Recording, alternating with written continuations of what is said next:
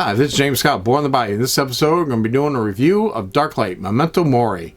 It's a 1 to 4 player dungeon crawling game designed by Mario Payne, published by Dark Ice Games. 60 to 100 minute gameplay. This is for ages 14 and up. Now, 60 to 120 minutes, that's kind of it's a dungeon crawler, so more like 30 to 3 hours. This is definitely takes his inspiration, and he mentions it even on the back, from 80s and 90s dungeon crawlers. So you will definitely see a lot of similarities between this, Warhammer Quest, Hero Quest, even Shadows of Brimstone. And this is potentially a great game. Now, I say that because this is going to be kind of a mixed review. This game, out of the box, I would probably have to say it's about 6.5 to a 7. And by the way, if you notice, this is a monster box. This is fantastic big box.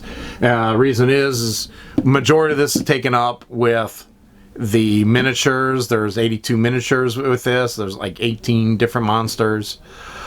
They're now, with a few house rules changes and a few basic rules changes, you could easily make this a good 7.5. If you put in the work, do a bunch of printing, and get on the forums, do your research and everything, this could easily be a 9 and about one of the best dungeon crawlers out there. But it's going to need work from you. Now we're going to go ahead and go ahead and show you what comes in the game, and then I'll discuss what you can do to change the game to make it great. Now, probably one of the negatives on it is if you're in America, you can only order this from their website, which is in Europe. So it will be a long time wait. It will be expensive. The game's already expensive, but it's going to be even more expensive with that shipping.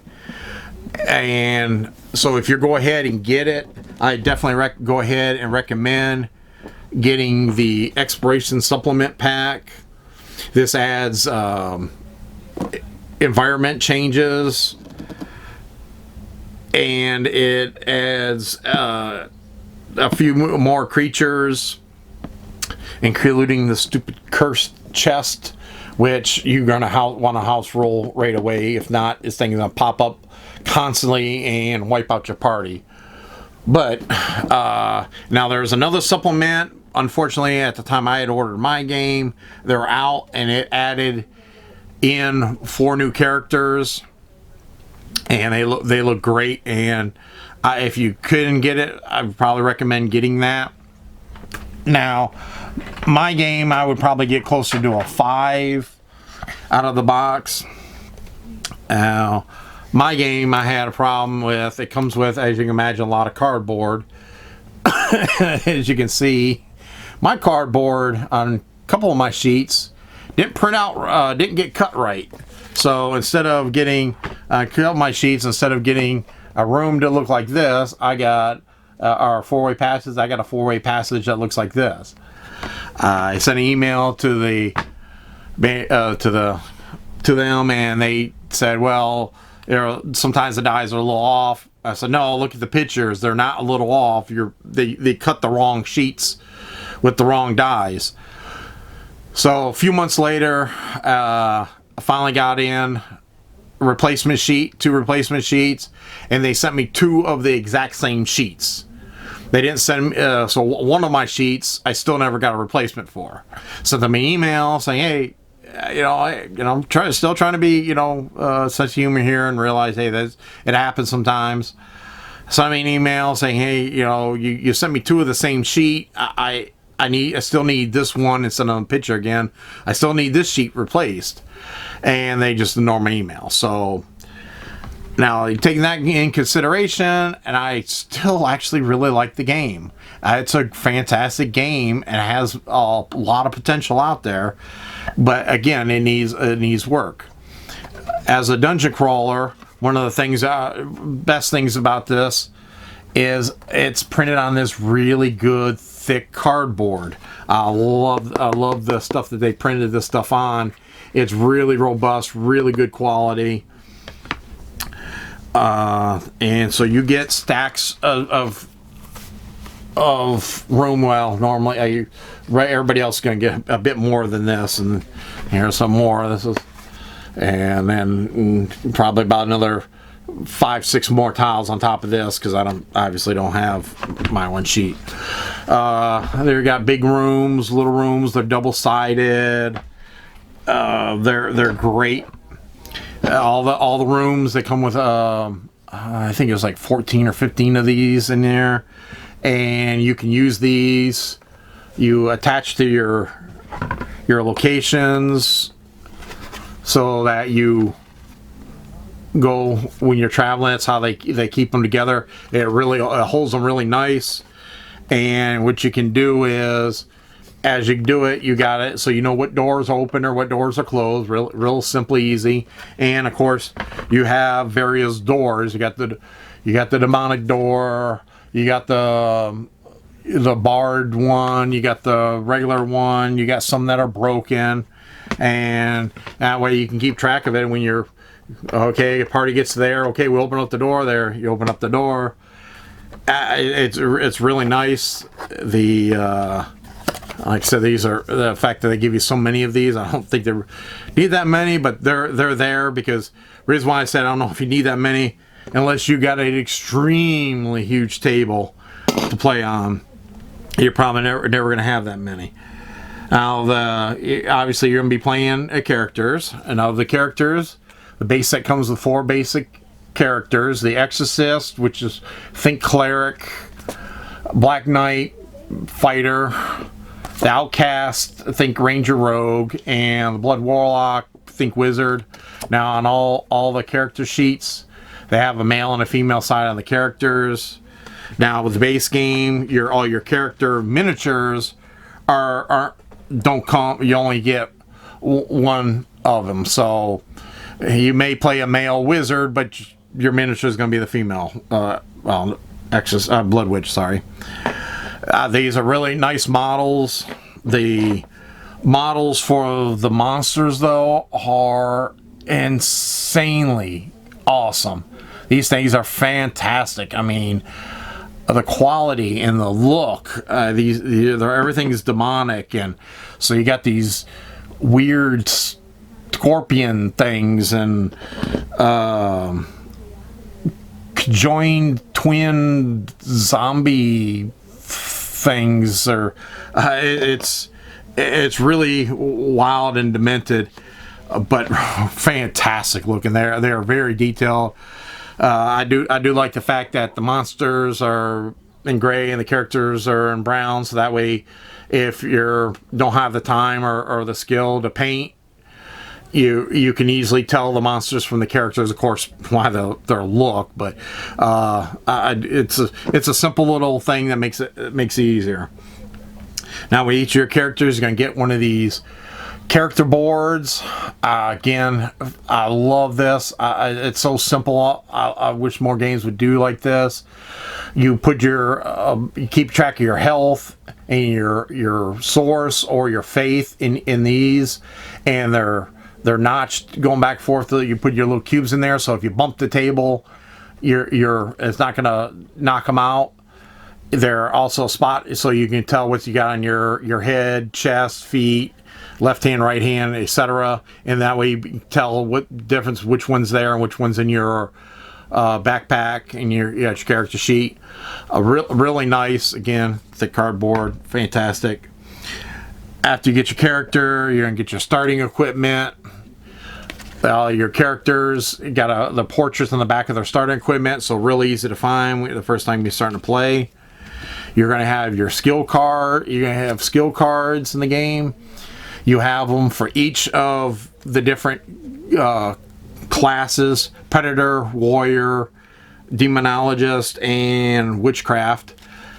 And if you're playing the campaign wise, your fighter can actually learn how to cast spells if you go down the different skills. I like that. It's kind of sandboxy. You can make your character a little bit more how you like.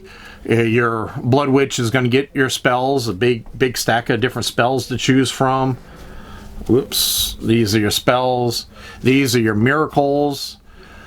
Now the miracles are kind of like how the wizard was in Warhammer Quest. The exorcist is going to get like 2 starting miracles, and those are the miracles he's going to have for the dungeon. So it's kind of that luck of the draw. You may get some pretty cruddy ones that are almost useless. I've never been a fan of that. I didn't care for it in Warhammer Quest. And now, granted, you don't want to always, you don't want to have it where he would pick the best 2 every time. It makes the rest kind of useless. But I think if they did more of a balance on them, maybe allow the exorcist to choose. Now you're going to be all waking up in a dungeon, the first quest, and you're all going to be bound together by this cursed heart. Now this cursed heart is, well, if you played Warhammer Quest, the lantern, or in other games like the torch. This is the mechanic he uses to keep all the party together. Never been a fan of that mechanic. I'll always say, hey, if you want to split the party up, split the party up. If you got the table room to do it, you're gonna regret it, especially in a game like this. This is a very hard, difficult game. You're not gonna want to split up, but this is gonna also force you to be together. Now, this also you can be used to heal the party and resurrect characters as they die, and they will die. And you can get more charges. You'll get charges on here, and you'll go. Now you're gonna have to give this to one player. He's gonna be the designated darkness roller, like in Warhammer Quest. The lantern or the wizard always rolled for the magic. Well, this one, whoever has the heart, they're gonna roll, and it's gonna be kind of the same thing. You don't want somebody that rolls ones a lot. Now, how's the dungeon? Well, the dungeon, you're going to be going through. You're going to be, like I said, using those tiles to go. And they got a whole stack of these dungeon cards. And you're going to be choosing them.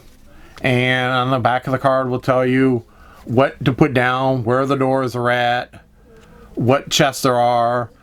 Oh, look, there's an objective, you found. You got the different rooms. So you got all the different ones in here, and you can use this to modify it. You will also, too, as you'll be going through various times, you're going to have there's a whole stack of event cards. You'll be going through and having events. Majority of the time, you're going to be hating those cards. While you're in there, you're going to be having encounters, and you got the encounter cards. And this is another great thing I love. This kind of reminds me a bit of Massive Darkness, whereas you look at the amount of people in the party, and they'll tell you what spawns in that room and what type of treasure you have. And they have for the various different types of encounters. I really like that. It's kind of self-adjusting. Now, what creatures you're going to be getting? Well, there's a whole stack of these cards. And on the back has a picture of them in case with a little background on them.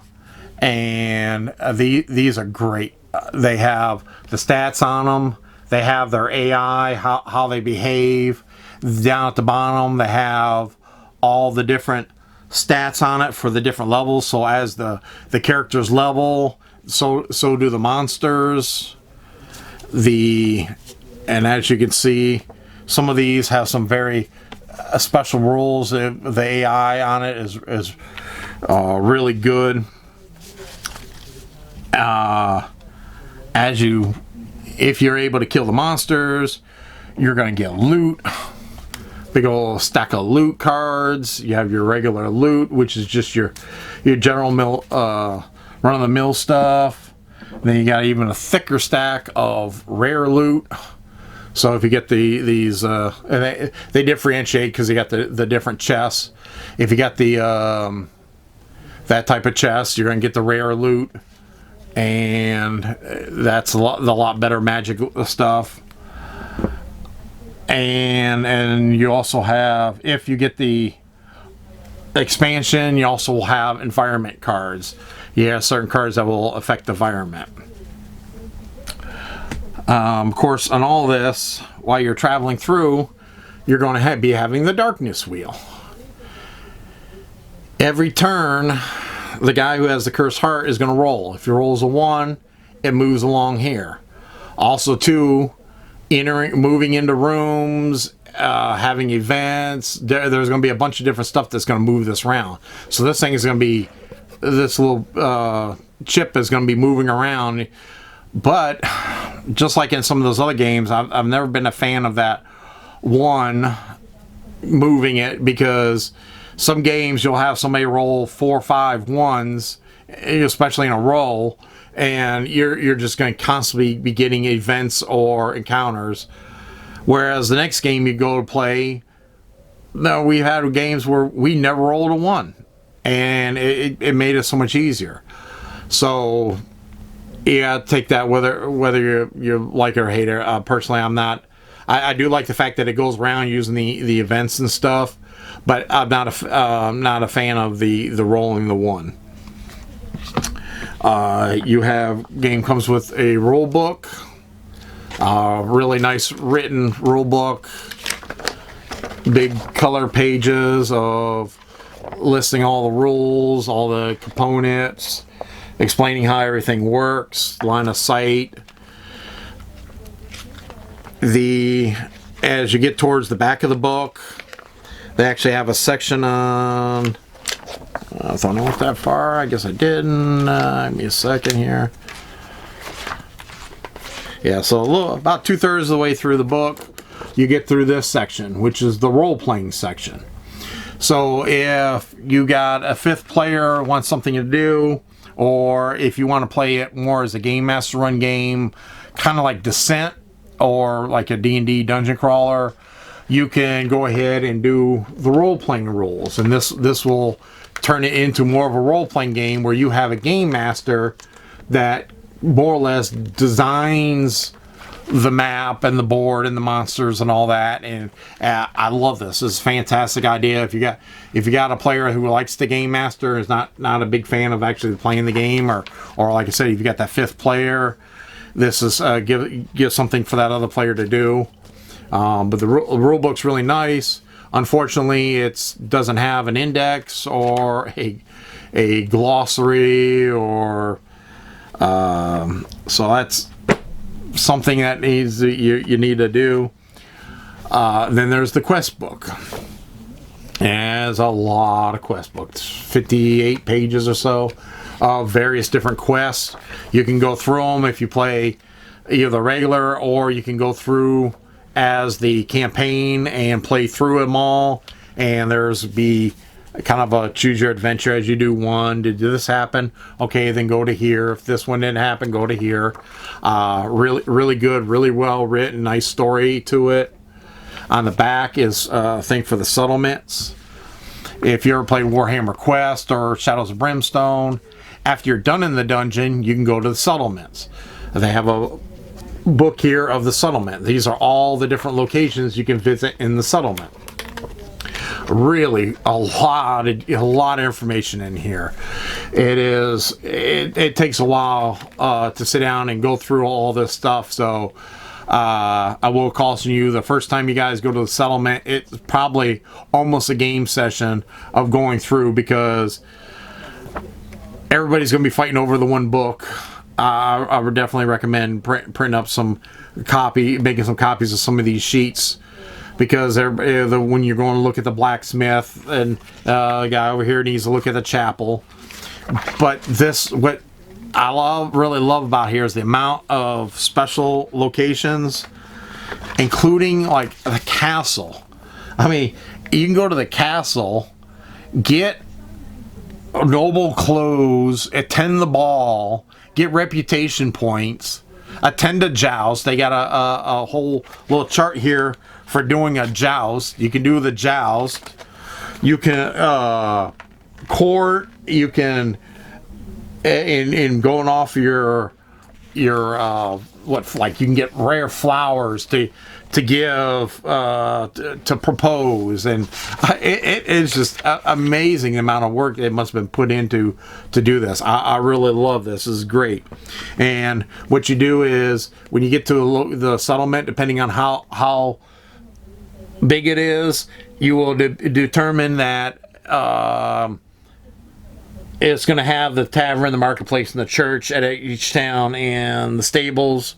And then you're going to pull the chips for the location, if you have the chips. In my case, I made a little chart and roll, and we put the special locations. And on the back of the character sheets, they have you can fill out, so you can fill out the settlements.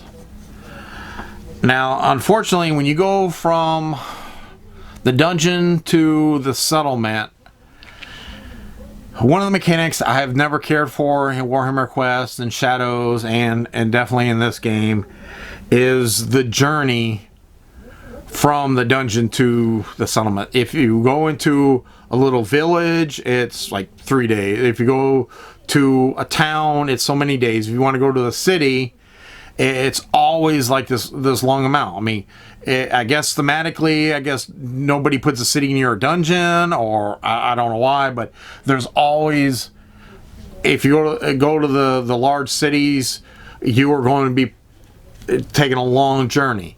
The problem is, in this game, is these journey cards. There's a whole stack of these journey cards. A majority of these cards are evil. You will get beat up. We found after playing a few times that our party does everything we can to avoid anything on these cards just to make it to town. Now, sometimes going to town, we'll do some of them, but going from town, you got to go do the same amount going to the dungeon. Well, by the time you get to the dungeon, half the time you're so beat up, sometimes you're so beat up and have effects on you, you're gonna lose the dungeon. There's a couple effects that you're just gonna wipe out.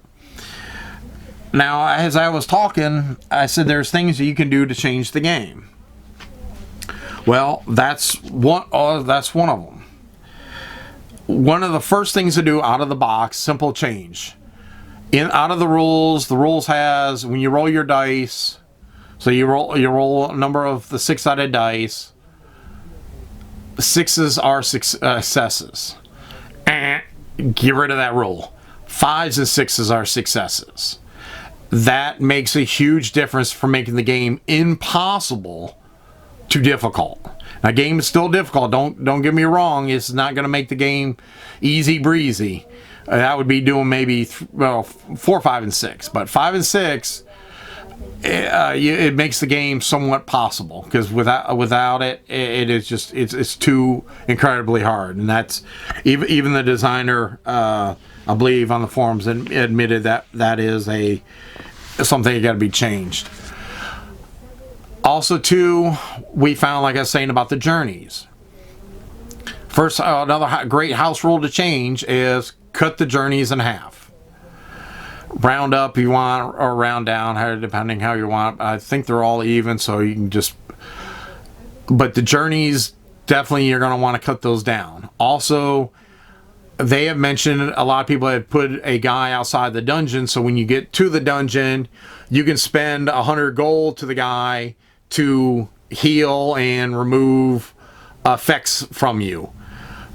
To me, that's just cutting down your gold. We just say, when you get to the dungeon, you guys take a little break and you start the dungeon at full health, and that. So long as you can make it there, you're good.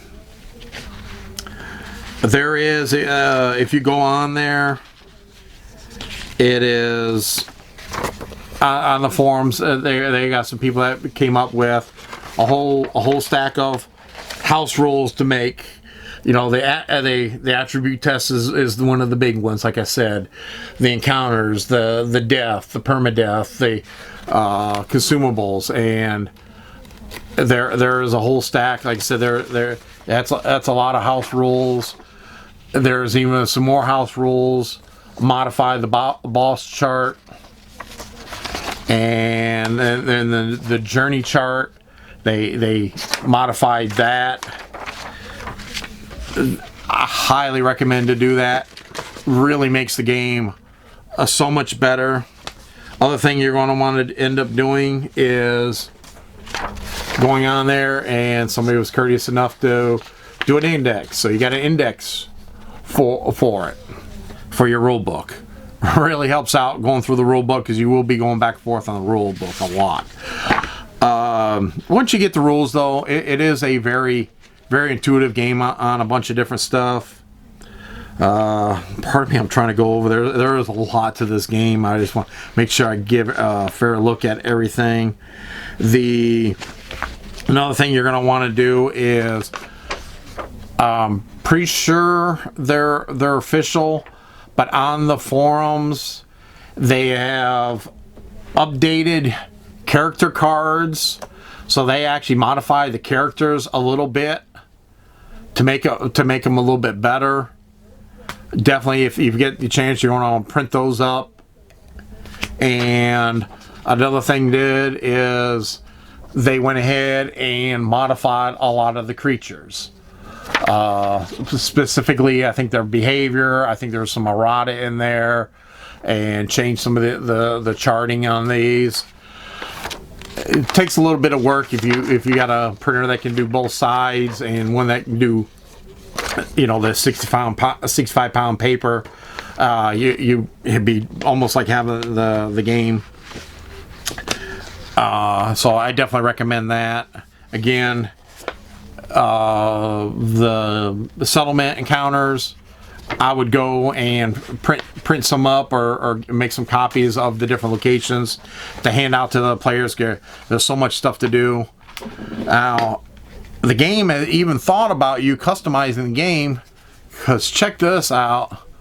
That is a large stack of blank cards in which you can make and design pretty much any equipment, spell, ability, marketplace card. You've got potential of designing just about anything you want for your characters, and you got a stack of the cards to do it. So did you want to bring in that Vorpal sword into this world of game? Well, here's a card. Write it out, fill it all out, and do it. I mean, I'll be honest with you, I would have been impressed if they would have gave 20 or 30 of these things. But I mean, that's what, probably 100 blank cards. Again, like I said, it's one of those things that you need to work on, and this is great for especially if you have a game master type. You can go ahead and do all that. Another thing you're going to want to do is this is a game of tokens, lots of tokens. They are because of they use that thick cardboard, so these are nice chunky tokens, which I really like, because even these small ones, I like the feel of them. They're really good. But you definitely want to get you an organizer. If not, you're going to be having a million different tokens around, and maybe like a little bag for, because they got different ways of for choosing different targets. That you get your characters. It comes with a bunch of dice. These are nice 6-sided dice. Got a red one for the guy who rolls the cursed heart. And like I said, there's a bunch of tokens. So definitely get you an organizer and put all of them in there. And I don't know. I guess you would probably want to keep the miniature box the way it is. This is what takes up majority of that big box, but it is a really nice. There is not much wasted space in here. It's 2 layers, and all of them are in here now. Some of them are kind of a little pain to fit in there, but I definitely recommend probably keeping this and just keeping your characters in here. I don't think putting them in bags would make that much difference. And besides, that protects them. Plus, there's an extra little slot down here to that's where I hang out my blank cards. Probably another thing on the side of the negative. This is their card holder, and if you can tell, it's this cheap clear plastic. Mine split. It's one of those. It's better than nothing, but barely. So you'll probably want to get something to store your cards in that's better than this. Like I said, it'll hold your cards, but if you sleeve, this will definitely not work. This is, but that's. I guess that's just about it. I mean, like I said, that's a lot in here. There's a lot. I mean, it is potentially a great game. I do like the game with work. I started loving the game. So if you want to put the game on the table, pull it out the box and play, I would probably recommend maybe something a little different, unless you're really up for the theme. If you want to just do a few little house rules changes, which in most games you're going to want a house rule on a handful of stuff, I definitely put this in the recommended section. Now, if you are willing to put in the work and go and print up a lot of the changes that they have put out there, I put this in the highly recommended, because it is fantastic. The combat and the character evolvement is really fantastic. It's really enjoyable.